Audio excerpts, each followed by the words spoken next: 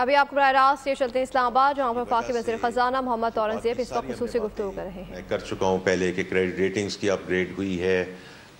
فورن investors کے جو پیسے ہیں یا ڈیویڈنڈز اور ریمیٹنسز وہ رکے ہوئے تھے، وہ ان کے واجبات ہم نے واپس جو ہیں وہ ادا کیے ہیں۔ اور اس کے علاوہ جو سب سے بڑی ایک ہم بات کر رہے ہیں کہ انفلیشن، جو اسٹیٹ بینک کا بھی تخمینہ تھا کہ یہ Q3 2025 تک، یعنی کہ اگلے فسکل ایئر تک یہ 5 سے 6% آئے گی، وہ الحمدللہ 6.9% پہ آئی۔ اور جیسے کہ پہلے ذکر ہم کر چکے ہیں کہ this is a 44 month low in terms of the inflation, اور اس میں تینوں جو اس کے ایلیمنٹس ہیں which is the headline inflation, the core inflation, the average inflation, الحمدللہ وہ سارے سنگل ڈیجٹ میں ہیں۔ تو اس کی وجہ سے جو پالیسی ریٹ نیچے آنا شروع ہوا ہے، اور انشاءاللہ آپ دیکھیں گے کہ یہ بتدریج نیچے آئے گا جب اسٹیٹ بینک اور مانیٹری پالیسی کی کمیٹی کے اجلاس ہوں گے۔ لیکن جو مین چیز ہے، جو تجارتی طبقات ہیں ان کا تعلق کائبور سے ہے۔ کائبور پہلے ہی نیچے آ چکا ہے، اور جیسے کہ آپ نے دیکھا پچھلے 2-3 ہفتوں میں ہم نے گورنمنٹ نے اپنے جو بورنگ ہے اس کو کم کیا ہے تاکہ جو ریٹس ہیں ہماری ڈیٹ سروسنگ کاسٹ نیچے جائے، اور اس کے علاوہ جو ہے بینکوں کو کہا جائے کہ وہ پرائیویٹ سیکٹر کو لینڈنگ جو ہے شروع کریں۔ تو کائبور کی وجہ سے جو انٹرسٹ ریٹ یا شرح سود ہے جو different segments of the society کو جاتی ہے، اس میں خاطر خواہ کمی آئی ہے، اور انشاءاللہ خاطر خواہ کمی آتی جائے گی۔ آج میں جس سلسلے میں بات کرنا چاہ رہا ہوں وہ ہم نے جو پچھلے 3 سے 4 دن میں دیکھا یا کچھ پچھلے ہفتوں میں بھی دیکھا کہ جب بھی کہیں اسٹرائف ہوتی ہے، جب بھی ہمیں شہروں کو اور دکانوں کو بند کرنا پڑتا سچویشن، اس کے سیریس کانسیکوینسز ہوتے ہیں۔ اس میں اوبویسلی جو جانی نقصان ہوتا ہے اس پہ تو کوئی اس پہ دکھ بھی ہے، اور اس کا you can not put any value to the loss of human life, کیونکہ اتنی پریشس ہے ایک بھی جان کا جو ضیاع ہے۔ تو اس کے علاوہ میں جو بات کرنا چاہتا ہوں وہ یہ ہے کہ جو امپیکٹ آتا ہے اکانومی کے اوپر، اور یہ ہم نے پچھلے 3-4 دنوں سے جو ہمارا اکنامک ونگ ہے اس نے اس پہ بہت کام کیا ہے کہ جب بھی ایک دن کوئی شہر بند ہوتا ہے، کوئی قصبہ بند ہوتا ہے، کوئی ملک بند ہوتا ہے، تو اس کے کیا جو ہے وہ اس کے امپیکٹ ہوتا ہے، اور اس کی جو لاس ہے ٹو دا اکانومی، کیونکہ بڑی محنت کر کے ہم اس لیول پہ ہم لے کر آئے ہیں کہ معاشی استحکام لے کر آئے، تاکہ اس معاشی استحکام کے بیسس پہ، اس فاؤنڈیشن کے بیسس پہ ہم اس کو گروتھ کی طرف لے کر جا سکیں۔ لیکن ایک دن کی جو اسٹرائف ہے یا اسٹرائک ہے، میں دونوں چیزوں کی بات کرنا چاہتا ہوں کہ اگر آپ کہتے ہیں کہ ہم یہ عوام اور ملک کے لیے کر رہے ہیں تو آپ کو یہ سوچنا چاہیے اور سوچنا پڑے گا کہ اس کی معیشت پہ کیا اس کے اثرات ہوتے ہیں۔ تو ہم نے جو پورا اس کا تخمینہ لگایا ہے، اس میں جی ڈی پی اور ٹیکس ریونیوز پہ کیا امپیکٹ آتا ہے، پھر جو لا انفورسمنٹ کی کاسٹ ہے وہ کیا ہوتی ہے،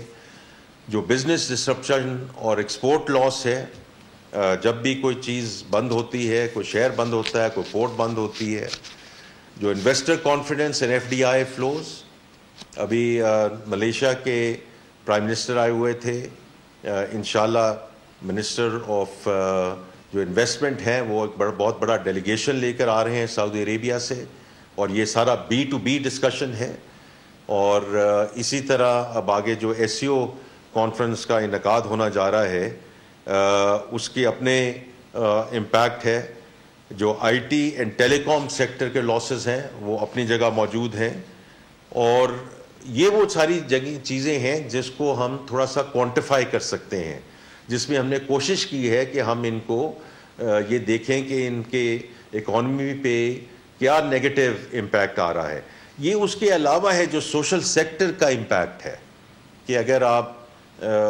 ہسپتالوں میں نہیں جا سکتے, اگر آپ کے اسکول بند ہیں, اور جو آپ کے ڈیلی ویج ورکرز ہیں including construction workers, street vendors and taxi drivers, اگر میں دیکھوں صرف اگر اسی پہ 1 منٹ کی بات کروں تو صرف اسلام آباد کیپٹل ٹیریٹری میں 8 لاکھ لوگ متاثر ہوئے ہیں پچھلے 3 سے 4 دنوں میں, which means 800,000 families have suffered because of this kind of strife. اور میں بار بار کہتا ہوں یہ صرف اسٹرائف کی بات نہیں ہے, جو لوگ اسٹرائک کی بھی کال کرتے ہیں ان کو بھی اس کے بارے میں سوچنا چاہیے کہ جب آپ عوام اور ملک کے لیے بات کر رہے ہیں تو آپ میز پر بیٹھ کر بات کیجئے, آپ نیگوشیٹ کیجئے,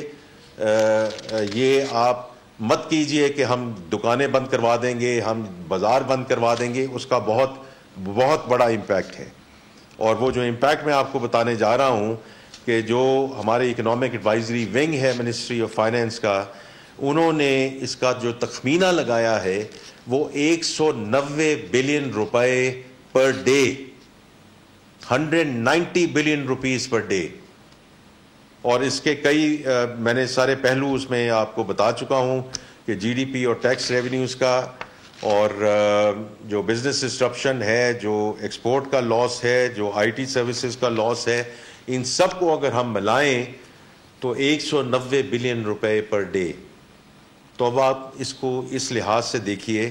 and I wanted to share it with everyone in the country کہ ہماری جو اس وقت ٹوٹل جی ڈی پی ہے وہ 124 ٹریلین ہے, اور اس میں سے جو Q2 ہے اس میں رفلی یہ جی ڈی پی جو ہے وہ 32 ٹریلین ہے. اس کے بیسس پہ ہم نے یہ سارے تخمینے لگائے ہیں. اور اگر آپ صرف یہی دیکھیں کہ 190 بلین پر ڈے,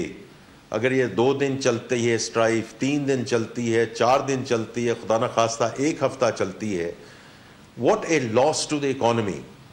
وچ مینس اس میں جو کاروبار ہیں, جو جابز ہیں, جس ہم سمت میں چل پڑے ہیں, اس کا کتنا بڑا ریورسل ہے. ایک تو میں یہ ایک بڑا نقطہ آپ